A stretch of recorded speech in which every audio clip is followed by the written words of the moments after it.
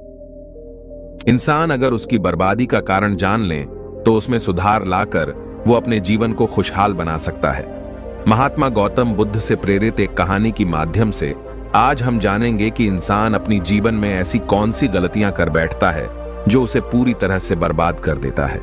अगर उन गलतियों को पहले से सुधारा जाए तो जीवन खुशहाल बन जाता है। बहुत समय पहले की बात है। एक नगर में एक धनी सेठ रहा करता था। उस सेठ के पास सभी प्रकार की सुख सुविधाएं थीं। वर्षों पूजा पाठ और लाख कोशिश के बाद सेठ को एक पुत्र लाभ हुआ। सेठ ने बच्चे की परवरिश में कोई कसर नहीं छोड़ा। देखते देखते सेठ का बेटा 12 साल का बन गया तो सेठ ने बेटे को गुरुकुल भेजने का फैसला किया ताकि वह पढ़ लिख कर विद्वान बन सके। गुरुकुल में सेठ की बेटे ने अच्छे से पढ़ाई करता था और अपने गुरु की सभी आज्ञाओं का पालन करता था। ऐसे में वह बच्चा धीरे धीरे वहां का सबसे होनहार छात्र बन गया। गुरुकुल में बालक ने सभी वेद, पुराण और शास्त्रों का अध्ययन करके एक महान विद्वान बन गया। ऐसे ही एक दिन किसी प्राकृतिक आपदा के कारण उसके माता पिता की मृत्यु हो गई और उसका सब कुछ बर्बाद हो गया।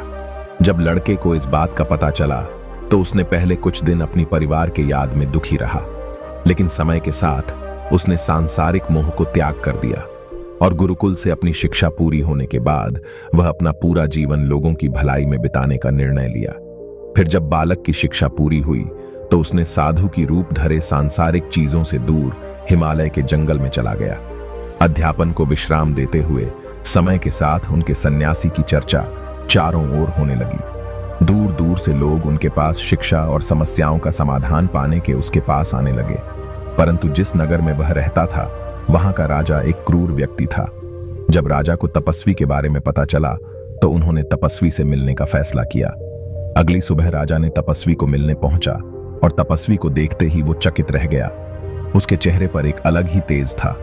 राजा को वहां असीम शांति का अनुभव हुआ। राजा पहली ही मुलाकात में साधु के व्यक्तित्व से इतना प्रभावित हुआ कि उसी समय से उसने अच्छाई के रास्ते पर चलने का फैसला कर लिया और सोचने लगा कि इतनी सी मुलाकात में यह साधु मुझे इतना बदल दिया।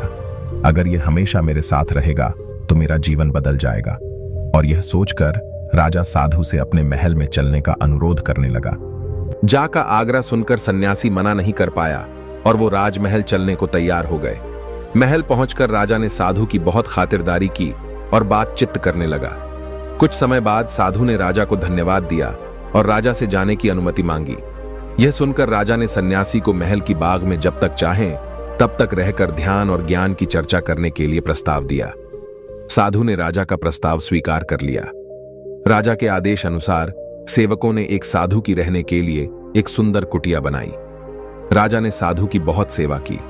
कुछ वर्षों के बाद राजा और रानी को किसी जरूरी काम से दूसरे राज्य में जाना पड़ा तो उन्होंने साधु की सेवा के लिए एक सेवादार नियुक्त कर दिया।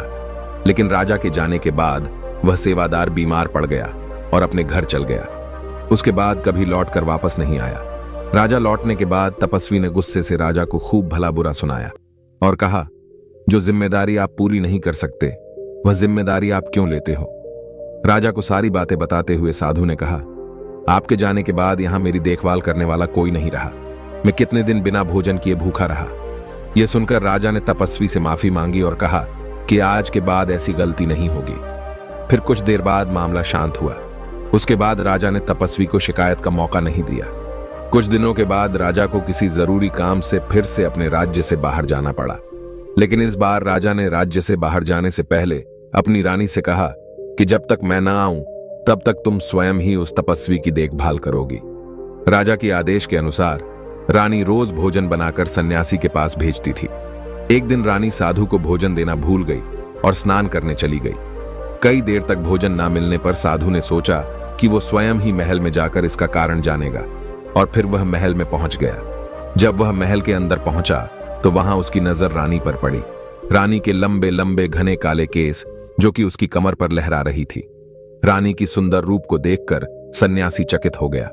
रानी की सुंदरता सन्यासी के मन में घर कर गई और वह वहां से बिना कुछ कहे ही अपनी कुटिया में लौट आया।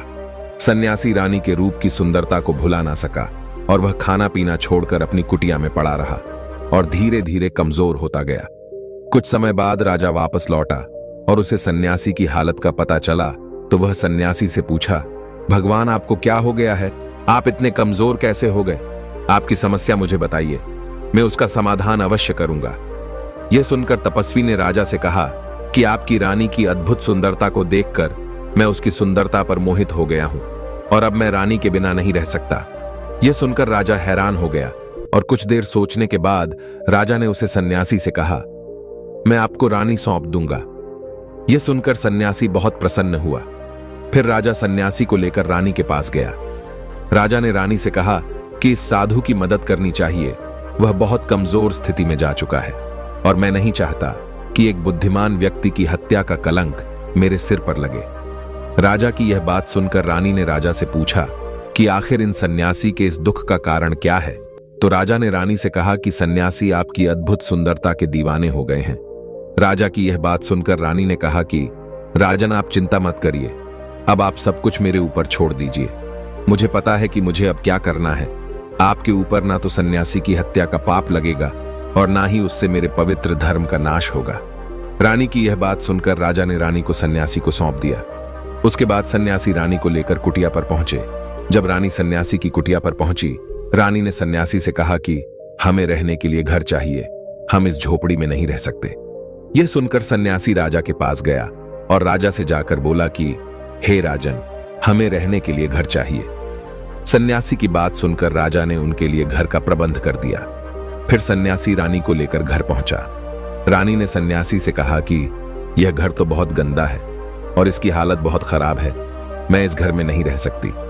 यह सुनकर सन्यासी फिर से राजा के पास गया और राजा के पास जाकर बोला कि ही राजन, जो आपने हमें घर दिया है उसे घर की हालत बहुत खराब है। सन्यासी की बात सुनकर राजा ने उसे घर की हालत ठीक करवा दी। उसके बाद फिर रानी घर के अंदर गई और नहा धोकर बिस्तर पर आ गई। तभी साधु भी बिस्तर पर आ गया। फिर उसके बाद रानी ने साधु से कहा कि आप जानते हैं कि आप कौन हैं और क्या बन गए हैं। आप एक महान साधु थे जिनके लिए राजा स्वयं सभी आवश्यक चीजें उपलब्ध कराते थे, जिनके पास दूर दूर से लोग ज्ञान प्राप्त करने आते थे, जो लोगों को सत्य का मार्ग दिखाते थे, जो लोगों की समस्याओं का समाधान करते थे, जिन्हें सभी लोग गुरु मानते थे, जिसे सब लोग भगवान मानकर पूजते थे। आज वो वासना के कारण मेरे गुलाम हो गया है। रानी की यह बात सुनकर साधु को झटका लगा और उसे एहसास हुआ कि वह एक साधु है। वह ये सब सुख सुविधाएं छोड़कर शांति की तलाश में जंगलों में चला गया था। साधु जोर जोर से रोने लगा और रानी से कहने लगा कि मुझे क्षमा कीजिए महारानी, मैं अभी आपको राजा को सौंप कर आता हूं। रानी ने साधु से प्रश्न किया कि जब आपको उस दिन भोजन नहीं मिला तो आप बहुत क्रोधित हो गए। तब मैंने आपके ये रूप पहली बार देखा था और तभी से मैं आपके व्यवहार में परिवर्तन महसूस कर रही थी। ऐसा क्यों हुआ? आपको इतना क्रोध क्यों आया? रानी को जवाब देते हुए साधु ने कहा कि जब मैं जंगल में था तो मुझे समय पर भोजन भी नहीं मिलता था, लेकिन जब मैं महल में आया तो मुझे सारी सुख सुविधाएं मिली और फिर मैं इन सभी सुख सुविधाओं के मोह में फंस गया और मुझे इसके प्रति लगाव उत्पन्न हो गया और फिर मुझे इसको पाने का लालच उत्पन्न हो गया और जब मुझे यह नहीं मिला तो मेरे अंदर क्रोध उत्पन्न हुआ। सच तो यह है कि अगर इच्छा पूरी नहीं हो तो क्रोध उत्पन्न होता है और अगर इच्छा पूरी हो जाए तो लालच बन जाता है। इच्छा की पूर्ति ही मुझे वासना के द्वार तक लेकर आई है। इसके बाद साधु राजा को रानी सौंपकर माफी मांगने लगा। फिर सन्यासी ने कहा कि हे राजन, मनुष्य की बर्बादी का कारण उसकी 4 आदतें बनती है और दुनिया की हर एक व्यक्ति के अंदर यह 4 अवगुण होते हैं। जो व्यक्ति इन पर नियंत्रण कर लेता है वह दुख और परेशानियों से बच जाता है। वहीं जो व्यक्ति इन 4 दोषों पर नियंत्रण नहीं कर पाता है वो बर्बाद होने के कगार पर पहुंच जाता है। यह सुनकर राजा ने कहा कि महाराज, आप मुझे वो 4 आदतें बताइए। साधु ने जवाब देते हुए कहा, पहली आदत है इच्छा। इच्छा ही दुनिया की हर एक व्यक्ति के अंदर सबसे पहला अवगुण होता है।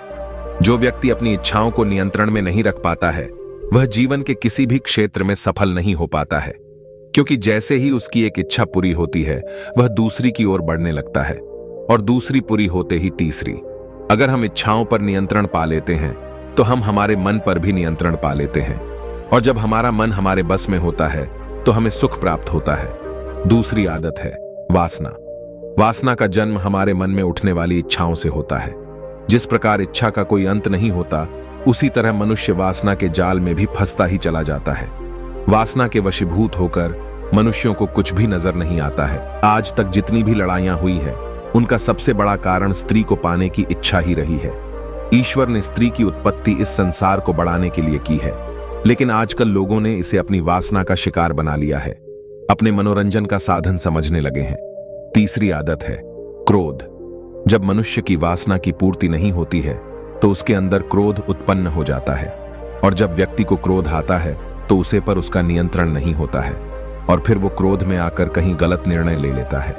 क्रोध के कारण मनुष्य के कई बने बनाए काम भी बिगड़ जाते हैं। क्रोध हमारे भीतर तनाव को उत्पन्न करता है, और अगर एक बार हम तनाव में चले गए तो हमारा पूरा जीवन बर्बाद हो जाता है। मनुष्य को बर्बाद करने वाली चौथी आदत है लालच। लालच का फल सदैव बुरा होता है। हर मनुष्य के जीवन में कभी ना कभी ऐसी स्थिति अवश्य आता है जब वह लालच कर बैठता है।